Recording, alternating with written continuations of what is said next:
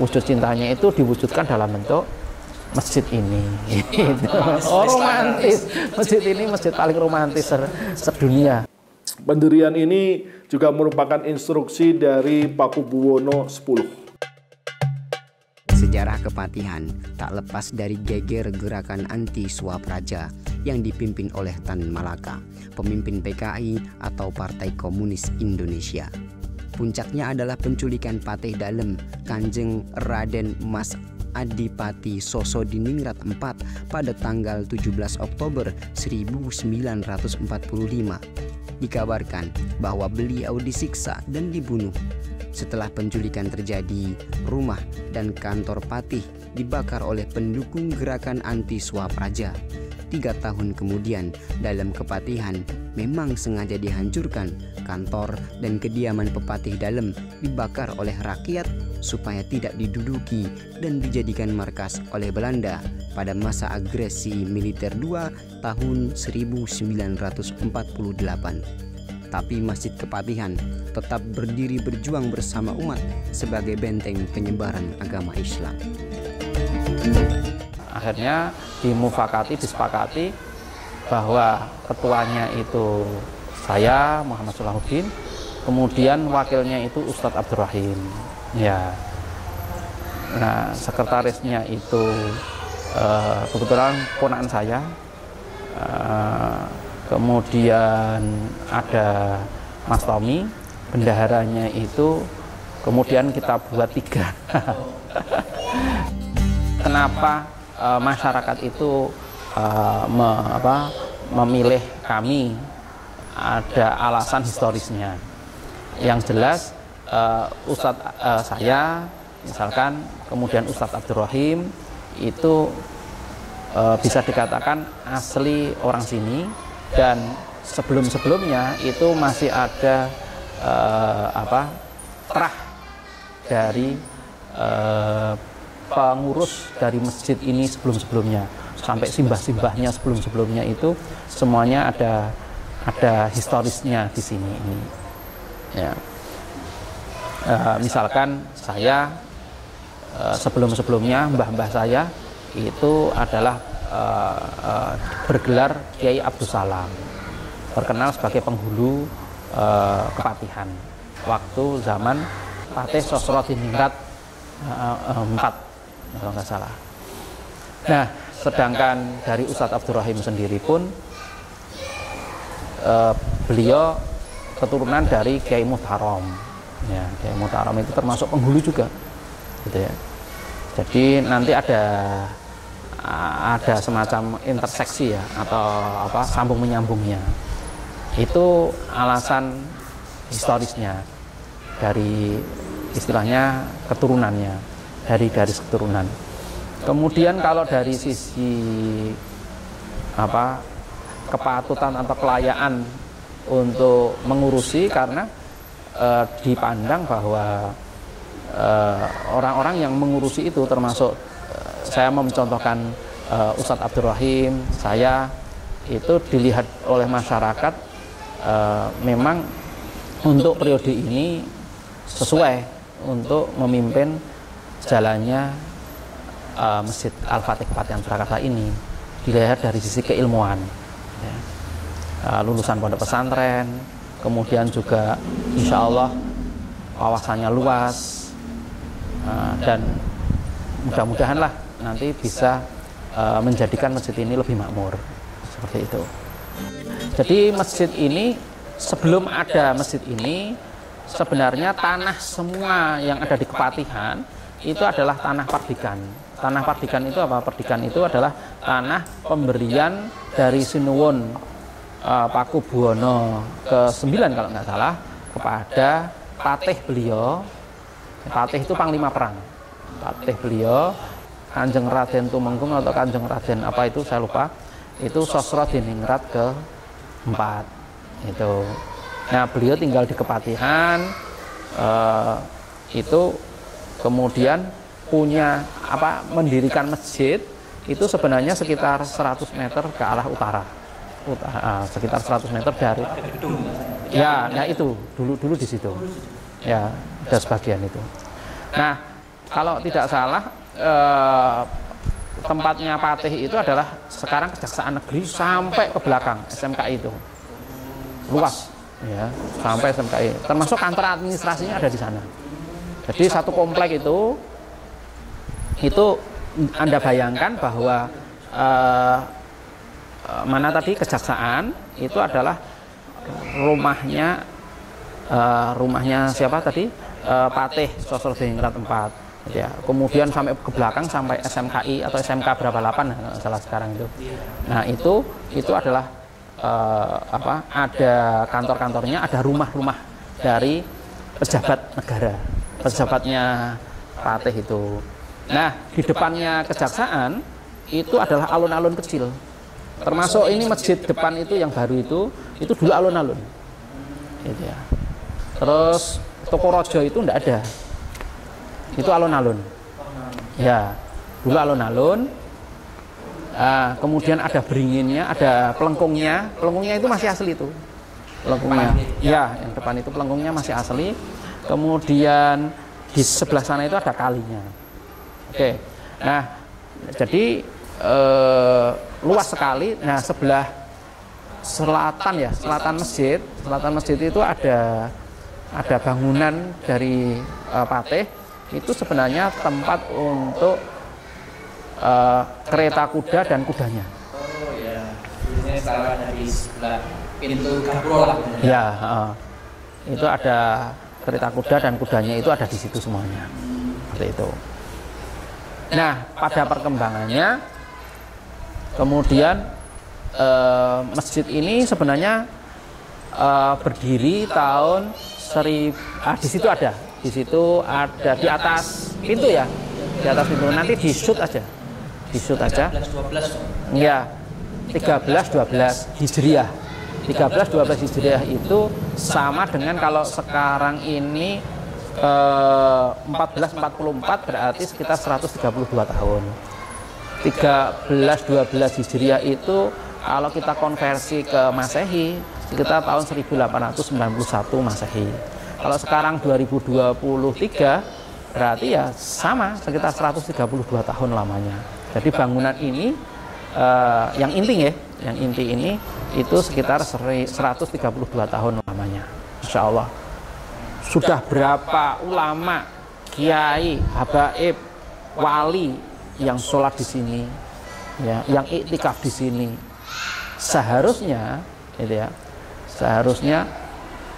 kalau mengadakan pernikahan, akad nikah itu bukan di masjid yang baru, tapi malah justru masjid yang lama, karena berkahnya para kiai, para ulama itu yang sudah berzikir di sini, ya, mendekatkan diri kepada Allah, beritikaf di sini, membaca Al-Quran di sini, masya Allah.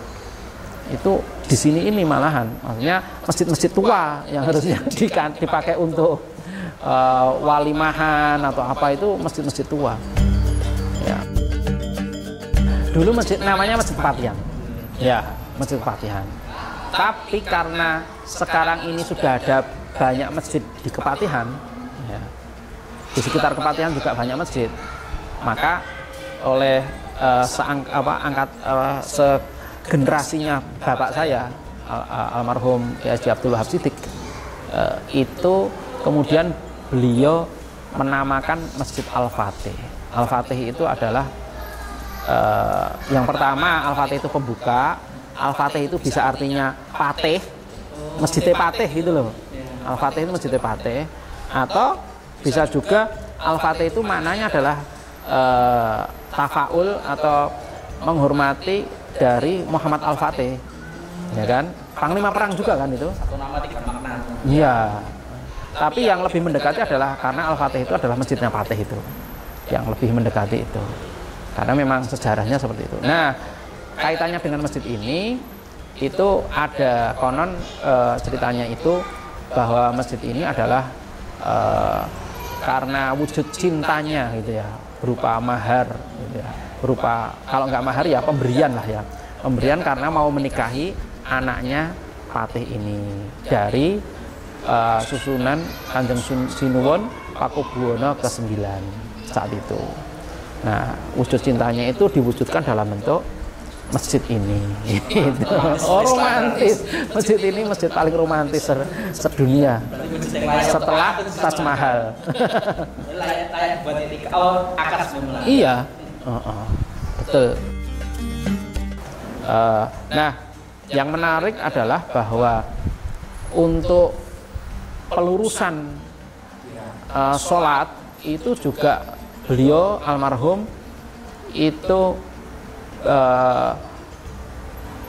menggunakan teknik yang sederhana, yaitu apa? Di kalender itu ada penanggalan di mana pada tanggal tertentu itu untuk meluruskan arah kiblat. Kalau nggak salah bulan April dan bulan Mei. Mei tanggal 28. Biasanya tanggal 28 Mei itu ada jam sekitar baca asar, itu matahari itu tepat di atas Ka'bah. Nah, kalau toh meleset-meleset sedikit, itu kan berarti masih di Masjidil Haram. Kalau toh meleset-meleset sedikit masih di Mekah. Gitu kan. Di masjid, di tanah haram. Nah, itu kan enggak apa-apa. Tapi kalau tidak pokoknya ngadepe ngulon gitu. Ngadep ngulon itu bisa jadi meleset di luar tanah haram. Gitu ya. Arah syatrul Masjidil Haram itu bukan berarti harus persis tepat di Ka'bah, tapi arah aja. Arah itu artinya ya masih di Masjidil Haramnya, bukan di Ka'bah tapi Masjidil Haramnya. Terus ditoleransi lagi ya masih di tanah haram gitu. Tapi kalau melesetnya terlalu jauh berapa derajat, alah timur kulon itu kan jadi ragu sholatnya. Sebenarnya di sini itu dulunya kantor urusan agama. Ya, sampingnya di sini, di sekarang tempat wudhu putri. Nah, tempat wudhu putri itu dulu adalah kantor urusan agama yang untuk menikahkan orang. Jadi di sini itu tempat menikah kan. Itu masjid itu, dalam itu. Nah, kantor urusan agama, tapi kemudian kemudian berpindah gitu ya. Artinya ini sudah bisa menjadi pusat agama Islam kan, untuk kegiatan agama Islam. Nah, pada perkembangannya kemudian ada madrasah semacam TPA ya, TPA. Jadi kami memang sengaja tidak, sampai saat ini belum ada madrasah. Harapan kami memang sudah ada rencana itu, kita mau mendirikan madrasah ya. Madrasah untuk diniyah, untuk agama, tentang saqafah Islam gitu kan ya, termasuk untuk tahfidz Quran. Seperti itu memang rencananya, seperti itu. Artinya ada yang mondok di sinilah, seperti itu. Masjid ini sampai sekitar 25 tahun yang lalu, 25 tahun yang lalu itu masjid ini tuh full sampai lober-lober. Lober di jalan, kalau terutama Jumatan ya, terutama Jumatan. Nah, padahal musim hujan dan seterusnya, sehingga akhirnya dibangunlah gedung baru masjid untuk perluasan. Nah, untuk menghindari perbedaan pendapat di kalangan ulama, di kalangan masyarakat, akhirnya dibangun jembatan itu, bahwa ini masih ada hubungannya dengan antara masjid lama dengan masjid baru, itu ada hubungannya, makanya dibangun jembatan itu. Ya, kalau pakai sholat masih sah. Ya, gitu. Itu untuk menghindari perbedaan pendapat. Setahu saya dulu itu ada pengajian Purnomo Sidi, gitu ya. Kemudian pengajian tiap hari Jumat, tapi pengajiannya tidak di masjid, tetapi Jumat pagi itu pengajiannya di kantor P2A. Dulu namanya P2A, kantor P2A. Sekarang menjadi TK Aisyah itu. Ya. TK. Nah, pada perkembangannya kemudian pindah di rumahnya almarhum Bapak Abdul Wahab Siddiq, Bapak Ibu Abdul Wahab Siddiq. Oke. Kemudian ada pengajian Quran. Di masjid ini setiap hari itu ada marbot masjid yang suaranya bagus, namanya almarhum Pak Yusuf. Almarhum Pak Yusuf itu ngajari pemuda remaja untuk baca Quran. Sampai sekarang yang sudah sepuh-sepuh, yang sudah tua-tua, angkatannya kakak-kakak saya itu sudah bisa baca Quran, itu dipraktekkan setiap habis maghrib dan habis subuh sampai sekarang. Saya kalau subuh pagi itu jalan-jalan itu saya lihat masih membaca Al-Quran mereka itu, insya Allah. Jadi di sini itu dulunya saya dapat informasi dulunya itu 23 rakaat. Tapi kemudian masyarakat terasa keberatan, akhirnya menjadi 11 rakaat. Ya. Nah sekarang ini kita mengakomodir dua-duanya. Ya 11, ya 23. Caranya adalah bahwa imam 23 rakaat itu ngimami dulu sampai 10 ya, 10. Yang 1 rakaat itu yang 11 berjamaah juga. Ya, berjamaah juga. Yang 11 berjamaah, yang lainnya diam saja, dzikiran dan sebagainya di sini. Nah, nanti setelah 1 rakaat selesai baru kemudian dilanjutkan 23. Ya gitu. Jadi kita berupaya untuk mengakomodir semuanya. Gitu. Kalau buka bersama ada? Buka bersama setiap ya, ada. Terus kemudian itikaf 10 hari terakhir itu juga ada. Kalau di tempat Masjid Islam itu ada malam selikuran. Dan Iya. beda-beda. Malam selikuran kita modelnya adalah sholat tidak ada khusus acara itu. Adanya adalah khatmil Quran, khataman Al-Quran, gitu ya. Khataman Al-Quran, dibuat khataman Al-Quran, kemudian ya makan-makan. Sekalian buka bersama. Jadi full seharian sampai tarawih juga. Iya, jadi khataman Al-Qurannya itu ada yang khatamannya itu karena setiap hari tadarusan, ada yang khataman Al-Qurannya itu karena dari malam, pagi, siang, sore itu kita selesaikan dalam bahasa mudahnya itu dalam 24 jam. Sekarang alhamdulillah meningkat pengajiannya itu setiap hari Senin itu kita mengundang orang yang hafal Quran. Dulu namanya awalnya itu Pak Kiai Imron. Pak Kiai Imron sakit, kemudian sampai wafat digantikan dengan dari Masjid Agung. Kemudian sekarang ini diganti dengan guru atau ustadz dari Al-Mu'ayyad. Ya, atau penggantinya siapa gitu. Beliau punya badalnya pengganti. Nah itu setiap maghrib, Senin maghrib sampai Isya itu beliau menyampaikan melafalkan Al-Quran bil ghaib ya, 1 juz biasanya, 1 juz. Dari maghrib sampai Isya itu kan setengah jam kan, ya setengah jam insya Allah selesai. Nah itu kami semuanya menyimak. Setelah itu makan bersama kayak gitu. Setiap hari sampai sekarang. Sampai Senin ya. Sampai sekarang. Terus hari Rebu itu ada pengajian ba'da maghrib. Hari Kamis itu ada pengajian ibu-ibu. Ya. Kemudian hari Ahad pagi itu ada pengajian juga, kuliah subuh. Itu yang isi dari semua kalangan. Ya, dari semua kalangan. Kadang dari dalam, kadang dari luar. Bentuknya tematik atau apa? Ada yang pakai kitab.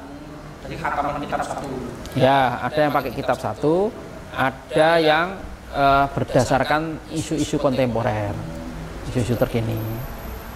Itu. Tapi dikupas dalam perspektif Islam, seperti itu. Lalu sekarang ini ada kita model ini berdasarkan segmen ya. Pengajian berdasarkan khusus bapak-bapak, namanya kebab. Kajiannya bapak-bapak. Ini kebab kajiannya. Kajiannya bapak-bapak. Kemudian ada kajian remaja sendiri. Kemudian ada ibu-ibu sendiri, anak-anak sendiri. Nah, setiap hari-hari besar tertentu, misalkan Isra Mi'raj, Maulid Nabi, itu kita adain acara yang bersama-sama. Fungsinya untuk menyemarakan syiar Islam, tapi juga untuk refreshing lah ya. Dari rutinan itu kemudian kita refreshing acara besar seperti itu. Ada terbangannya dan seterusnya seperti itu. Okay. Seharusnya bukan milik keraton, bukan seharusnya, karena ini kan miliknya Patih ya, karena ini Pardikan miliknya Patih sendiri, bukan menjadi milik keraton. Tapi saya tidak tahu, saya ngecek di Pertanahan Negara BPN ya, BPN itu tulisannya adalah ini milik keraton. Nah itu saya tidak tahu kenapa kok bisa seperti itu, saya tidak tahu. Ya prinsipnya seperti ini. Kami sangat terima kasih menjadi cagar budaya. Artinya kalau sudah cagar budaya itu kan dilindungi oleh pihak pemerintah. Artinya dari sisi misalkan kalau maaf ya, kalau nanti ada yang mau merubah, mau merebut dan sebagainya, mau menggantikan tanah ini, masjid ini menjadi ini itu dan sebagainya, kan insya Allah dilindungi oleh negara. Intinya seperti itu. Artinya kalau kita sampai saat ini itu susah untuk mengurus sertifikat tanahnya, susah untuk mengurus IMB-nya. Nah, kalau sudah menjadi cagar budaya kan insya Allah tidak begitu bermasalah untuk generasi penerusnya seperti itu. Cuman begini, kami pengennya itu jadi gini, kalau menurut sejarah Islam loh ya, setiap masjid negara, entah itu cagar budaya atau enggak lah intinya, setiap negara itu maka pendanaan full 100% itu dari negara. Harusnya seperti itu. Kalau toh masyarakat mau membantu itu tambahan saja, ya setengah saja, gitu ya. Itu harusnya seperti itu. Nah, tapi sehingga gerak cepat dan makmur gitu. Nah kalau sekarang kan enggak, diserahkan kepada masyarakat. Nanti kalau butuh apa-apa baru mengajukan, itu kan ya, mengajukan. Untuk dana DPK ya, dana pembangunan itu kan setiap tahun ada, kami dapat jatah itu 1,5 juta. Dari pemerintah itu 1,5 juta. Iya.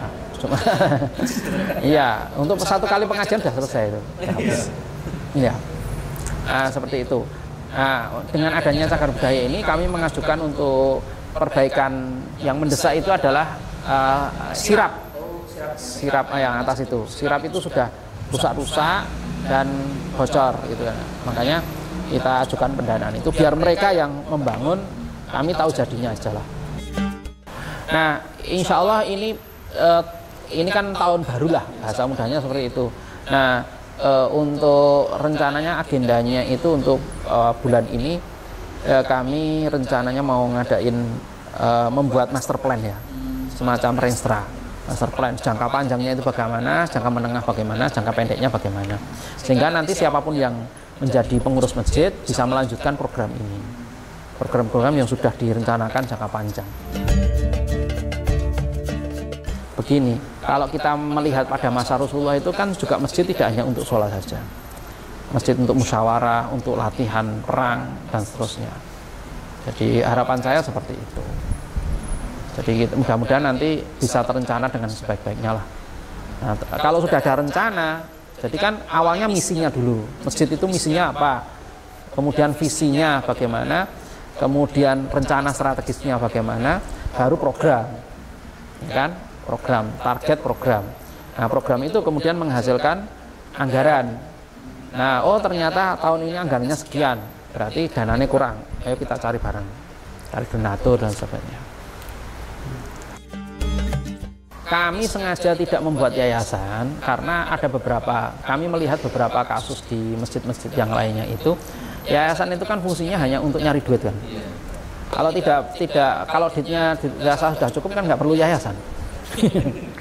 Dan yayasan itu akhirnya kan bisa menjadi bumerang. Artinya kalau salah pengelolaan atau tidak harmonisnya pengurus yayasan dengan pengurus masjid, akhirnya kan tidak jadi crash, tidak klop. Wah ini duitku kok, kamu harus manut loh. Nah kayak gitu kan. Nah sehingga pengurusan yang sudah ada ini ya harus merasa memiliki masjid ini, harus bareng-bareng ngurusi bareng bersama-sama. Sebenarnya gini ya, masjid itu bukan untuk mencari mencari duniawi. Masjid itu bukan untuk mencari uang, tapi masjid itu digunakan sebagai lahan untuk beramal jariah atau amal soleh. Artinya apa yang kita kerjakan sekarang, meskipun kita nanti meninggal dunia, itu pahalanya ngalir terus. Nah, itu bagaimana caranya? Nah, untuk Masjid Al-Fatih Kepatihan Surakarta ini, kegiatan Ramadan itu rata-rata diserahkan kepada pemuda dan remaja. Termasuk malam yang 10 hari terakhir itu rata-rata isinya anak-anak muda. Ya, kebanyakan kan dulu-dulunya kalau masjid-masjid itu kan tua. Ini anak muda semuanya. Nah, artinya bahwa generasi sekarang itu kalau kita pandai mendekati ke anak muda, kemudian merangkul, gitu ya, insya Allah anak-anak muda ini juga semangat untuk memakmurkan masjid, terlepas itu masjid tua atau masjid muda, gitu ya. Tapi kita tekankan lagi bahwa semakin tua masjid, insya Allah barokahnya juga semakin banyak, gitu ya. Karena para ulama, para kiai, habaib itu banyak yang sudah memakai masjid yang tua. Semakin tua kan semakin banyak, semakin berkah. Kita berada di mana, Pak? Mihrab itu ini masih asli semuanya. Kayunya, ukir-ukirannya itu masih asli semuanya. Yang tidak asli itu cat-catannya. Oh, tapi warnanya sama dengan dulu sama ya? Warnanya awalnya hijau.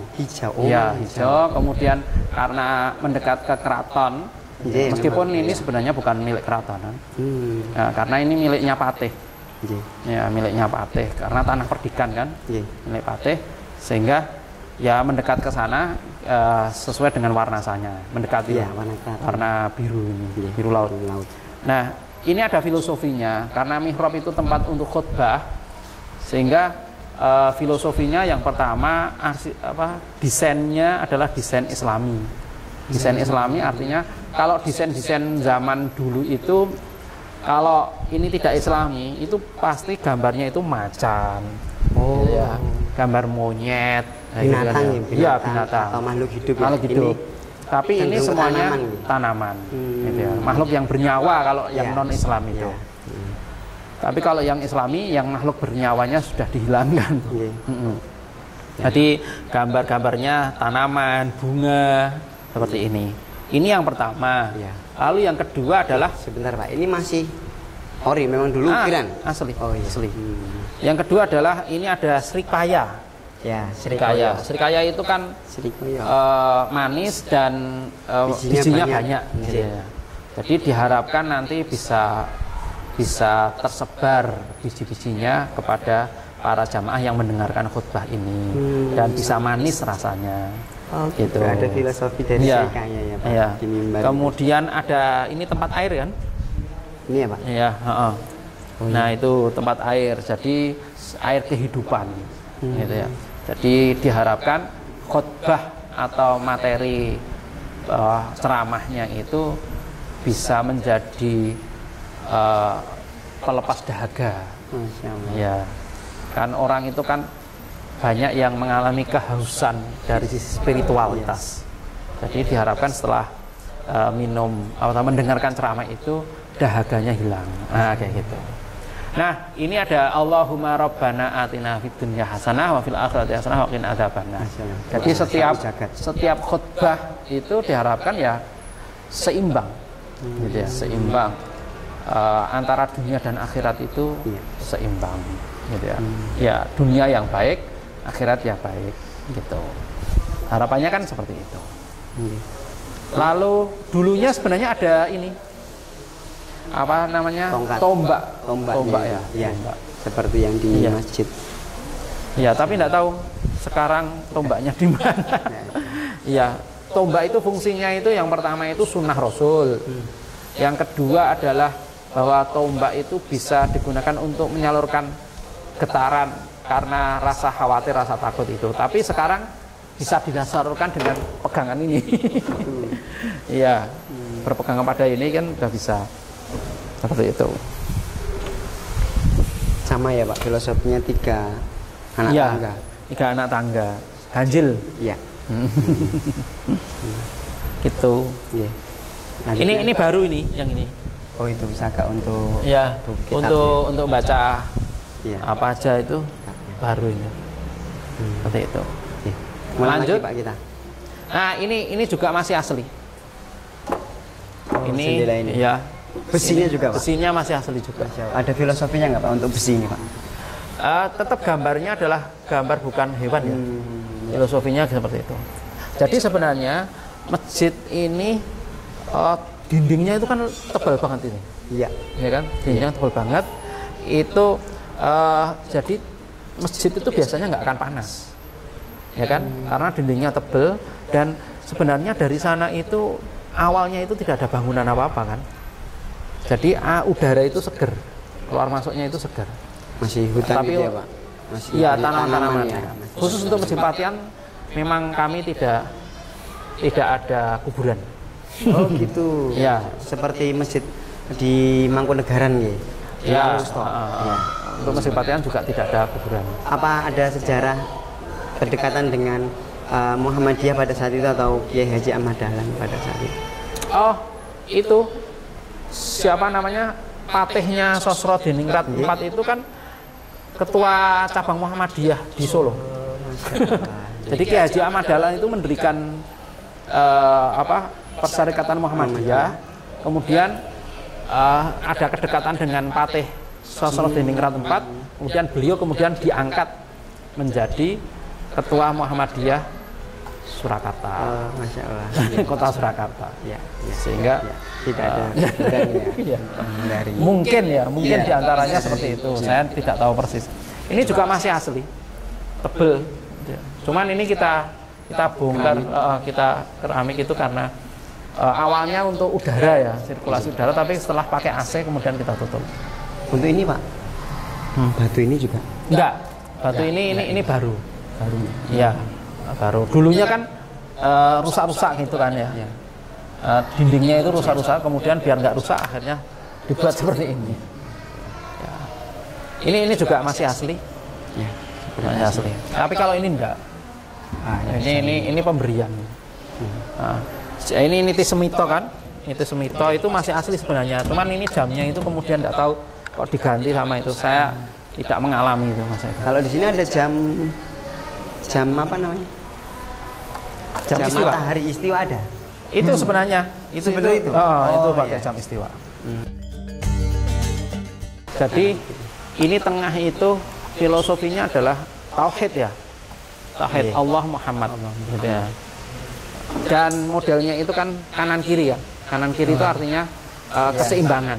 Oh, Masya Allah. Gitu. Iya, kayak cermin ya Pak itu ya. Robbana atina fid dunya hasanah wa fil akhirati hasanah, tadi kan dunia juga baik, akhirat juga baik gitu kan ya. Nah, ini juga filosofinya keseimbangan itu. Gitu. Dan kita lihat ukir-ukirannya juga ukir-ukiran tanaman. Iya. Ya, tanaman sehingga khas Islamnya itu kelihatan. Tidak ada gambar binatang apapun gitu kan ya, makhluk hidup. Iya. Ini. Nah, di sini ini menariknya di sini. Ini di samping ada Allah Muhammad, tapi juga ada tahunnya. Iya. Tahun pemakaiannya. Yaitu 1312 Hijriah. Ini hijriahnya. Ya. Kalau sekarang 1444 Hijriah itu berarti sekitar berapa tahun? Sekitar 132 tahun. Masya Allah. Ya. 1312 Hijriah itu kalau dimasehikan, konversi ke Masehi itu 1891. 1891. Nah, kalau sekarang 2023 itu berarti sekitar 132 tahun ya. Kayunya tebal sekali. Iya. Ini yang utama. Kemudian untuk putri, biasanya kan putra-putri itu kan putra depan, putri belakang. Iya. Untuk sekarang Pak, kalau dulu memang di beberapa di masjid yang kita review itu kanan atau kiri. Ya. Yang unik malah yang di kanan. Kalau di sini kanan atau kiri Pak? Kanan. Oh kanan. Iya, kanan. Sama seperti Sini. Di putri itu sebelah sini kan. Ini ada tulisan kaligrafi Arabnya. Tapi Arabnya Arab untuk semacam kembang-kembang ya modelnya ya. Itu ada Abu Bakar. Itu A, alif, ba, wawu, ba, kaf, ro itu Abu Bakar. Terus ada Umar. ada Utsman, ada Ali. Masya Allah. Jadi khalifah 4. Abu Bakar, Umar, Utsman, Ali. Ini tidak mudah loh. Desain khat kayak gini itu tidak Lebih kembang, tapi ini sebenarnya sama Khulafaur Rasyidin. Dan ini kanan kiri kan? Iya. Abu Bakar kanan, Umar, Utsman, Ali itu kanan, terus kiri. Jadi ini semacam cermin ya? Iya, seperti berkaca. Ya, itu keseimbangan tadi. Mirror. Keseimbangan dunia akhirat. Nah, sebelah sana juga kita lihat sama persis. Ya, dulunya hanya sampai sini kan? Tapi kemudian berkembang ke sana. Tapi kalau ini yang kiri ini untuk apa, Pak? Kalau sana kanan keputaran ini? Ini biasanya untuk Jumatan kan melebar kan? Oh gitu. Iya, untuk Jumatan dibuka. Kalau bentuk keramiknya ini sama sana sama, Pak? Awalnya kan utama. Awalnya keramiknya sini kan? Ya. Sini tidak ada. Ini kan beda kan? Iya. Keramiknya. Ya. Nggak bisa dibuka. Itu terus berkembang menjadi sini aja. Sini sampai sini kan? Iya. Nih. Dan ini tinggi dulu. Tinggi banget segini. Oh, gini. Berarti ini ke bawah gitu? Ke bawah. Iya. Hanya sampai sini aja. Masya Allah. Ke sini. Nah, sini itu untuk tempat wudhu.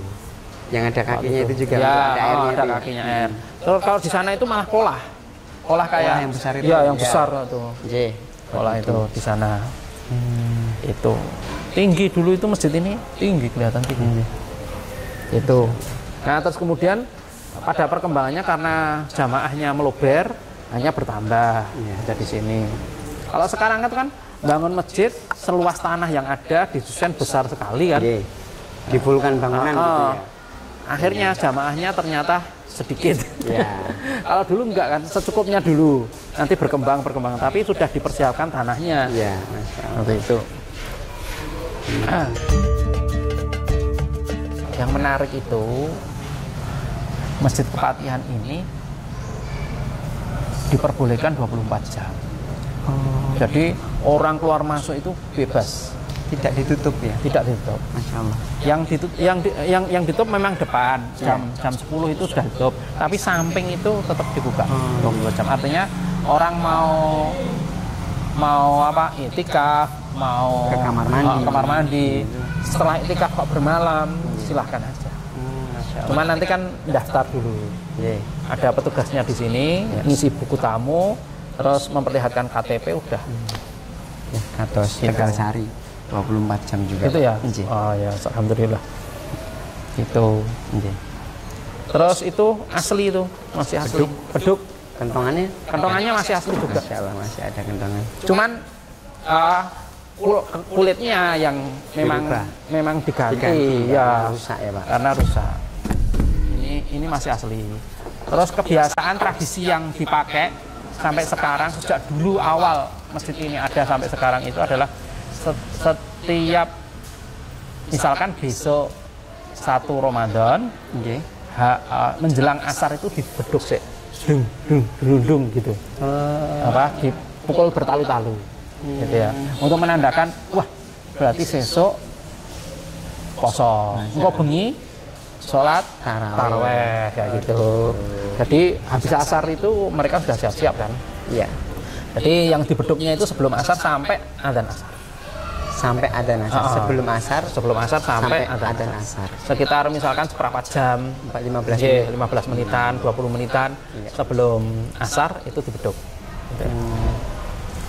Itu sama ini. Kalau ini menjelang Jumatan. Tadi yang Jumatan di sini kan dengar kan? 10 menit atau 15 menit sebelum 10 menit ya, 10 menit sebelum 15 menit. 15 menit sebelum Jumatan kita pukul beduk ini. Berarti kalau pekanan itu di Jumatan, kalau tahunan di menjelang Ramadan. Ya, dan kelebihannya masjid ini mungkin terutama periode sebelum generasi saya. Iya. Periode almarhum bapak saya itu ditetapkan karena ini jamaahnya itu kebanyakan adalah orang kantoran, maka kita tetapkan tidak memakai istiwa. Sholat duhurnya, sholat Jumatannya ya, sholat Jumatannya itu tidak memakai istiwa karena kita lihat sepanjang kan Berubah-berubah. bapak saya itu kan punya kalender itu penanggalan setiap bulan itu kan jadwal sholat ada. Ya. Dilihat selama 1 tahun itu nggak mungkin sholat zuhurnya di Solo itu lebih dari jam 12. Ya, 12 kurang 10. Ya, paling itu 12 kurang 10. Iya.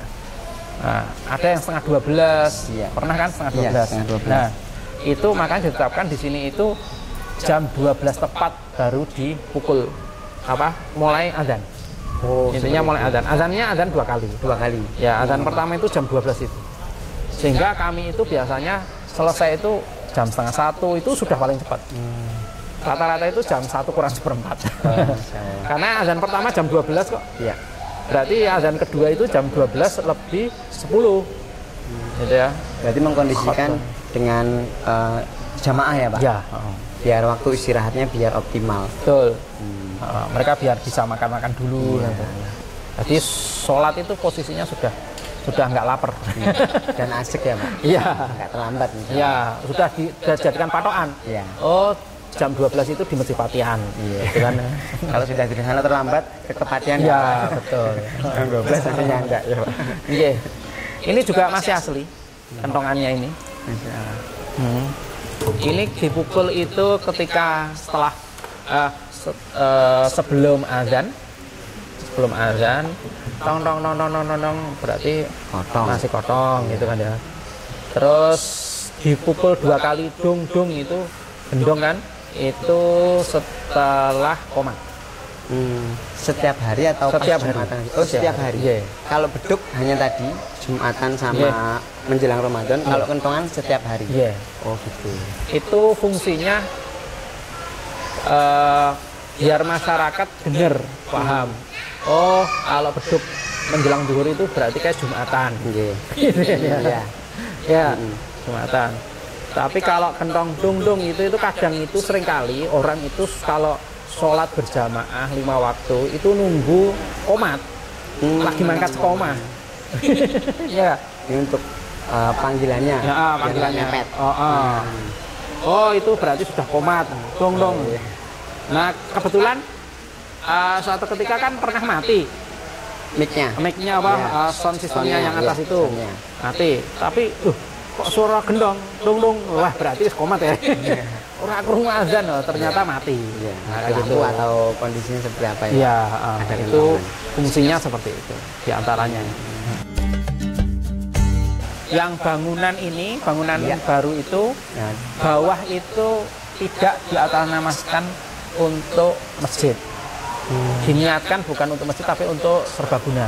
Artinya untuk sholat juga boleh, tetapi untuk kegiatan apa saja tidak masalah. Kegiatan apa saja itu untuk pingpong, untuk pernikahan, untuk walimahan dan sebagainya tidak masalah.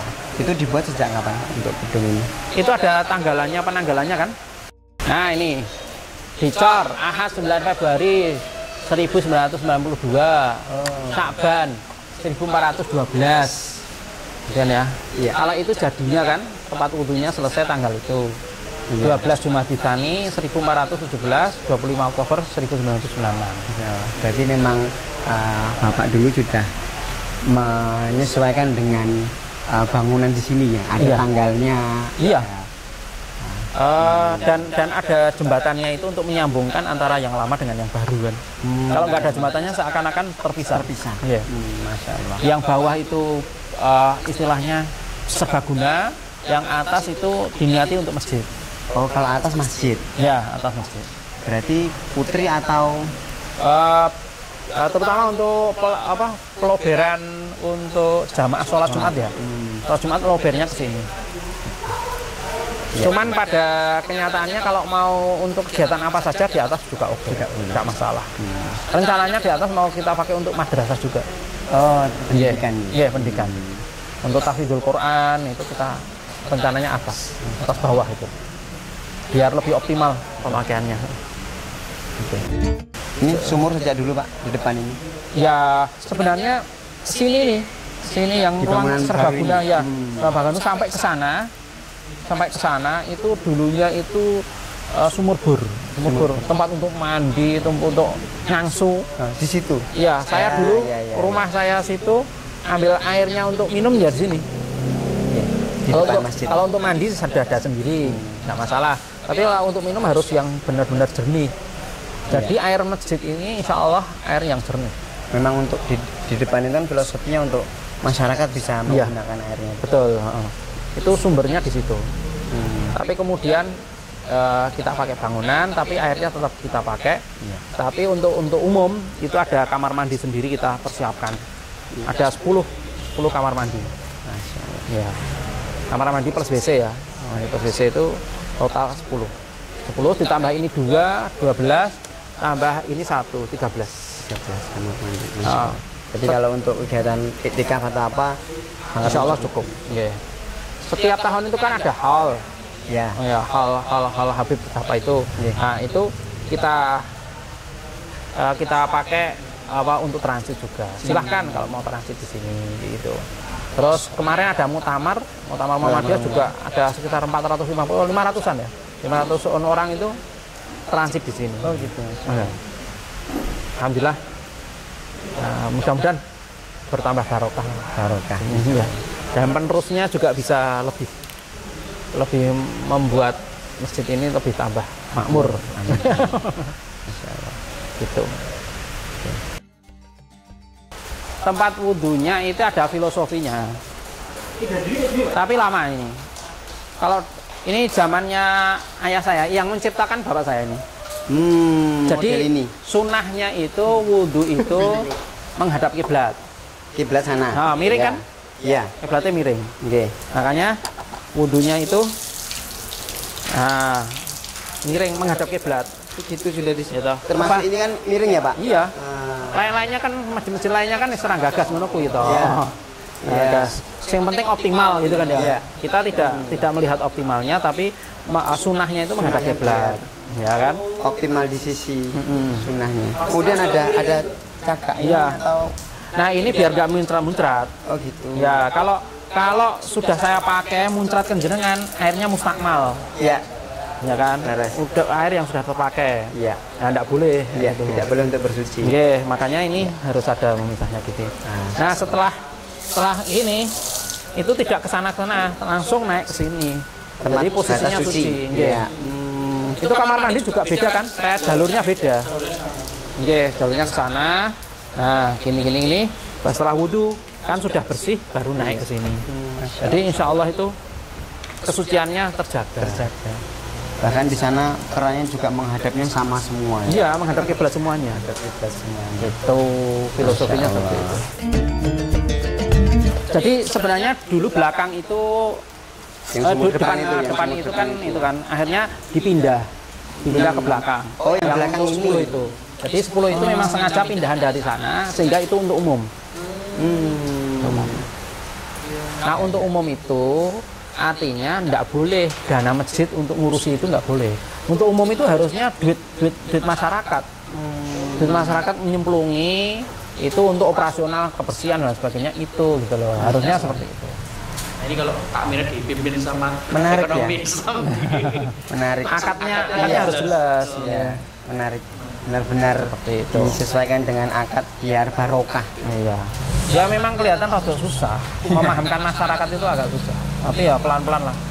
Mudah-mudahan nanti bisa semakin paham. Ya. Loh, ini kan neng masjid berarti kan duit masjid yang kudu ngurusi. Aku nyemplungi masjid kok. Nah, nyemplung ini sebelah ngendi? Gitu kan ya. Ada tempat khususnya. Nyemplungi kemaslahatan umat atau nyemplungi operasional atau nyemplungi untuk pembangunan. Jadi perlu tahu nih kalau kesini nih mau donasinya ada 3 kotak ya Pak? Iya. Masya Allah. Kalau di Malaysia rata-rata juga gitu sudah paham. Gitu ya. Ya. Saya 7 tahun di Malaysia kan. Oh kalau di sini saya juga baru tahu Pak. Ternyata Pak. Itu apa? Pengelola wakaf nasional yang ngasih tahu itu malah beliau itu. Oh, ya, berdasarkan dalil-dalilnya ada semuanya. Ya.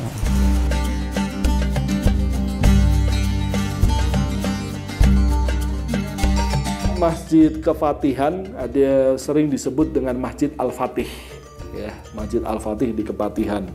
Ini berdiri pada tahun 1891 Masehi. Pendirian ini juga merupakan instruksi dari Pakubuwono X. Sri Susuhunan Pakubuwono X.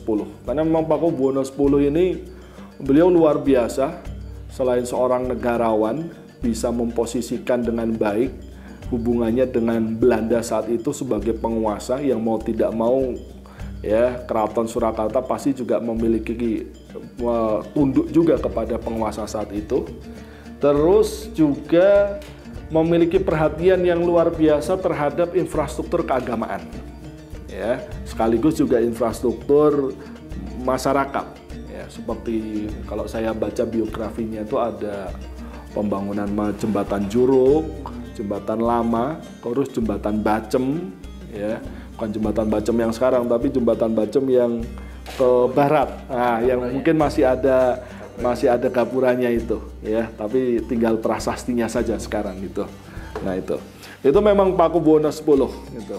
Pembangunan ini diperintahkan kepada Kanjeng Raden Adipati Sosrodiningrat keempat selaku Pepatih Dalem. Maka kampung itu disebut dengan Kampung Kepatihan, ya, Kampung Kepatihan itu. Nah, kalau dulu bahasanya mungkin bukan kampung, tapi dalem Kepatihan. Ya. Jadi ada satu cerita ya, itu sebagai hadiah untuk putri yang dipinang. Nah, itu sebagai hadiah untuk putri yang dipinang. Tapi sebetulnya itu tidak terlalu berlebihan saat itu, karena menghadiahkan masjid itu bukan sesuatu yang khas gitu. Ya lebih kepada memang fungsi, mungkin kalau di Jogja ada masjid patok negara. Nah, tapi kalau di Kasunanan Surakarta itu tidak ada istilah masjid patok negara, tapi masjid untuk memenuhi kebutuhan di 4 arah mata angin. Ya, jadi ada Masjid Kepatihan di utara, nanti kemudian ada Masjid Laweyan itu di barat, ya. Terus Masjid Agung Surakarta itu di tengah, gitu, ya. Masjid Agung Surakarta di tengah. Jadi untuk memenuhi kebutuhan itu 4 arah mata angin, ya, 4 arah mata angin. Tuh. Oke, Sobat Bagi FKM, tidak terasa kita sudah berada di penghujung acara jelajah masjid kita kali ini di Masjid Al-Fatih Kepatihan Surakarta ini. Semoga memberikan manfaat yang sebanyak-banyaknya untuk teman-teman sekalian. Jangan lupa untuk terus dukung program dakwah di FKM TV dengan klik subscribe dan juga nyalakan loncengnya. Bertemu lagi di jelajah Masjid Solo Raya selanjutnya. Assalamualaikum.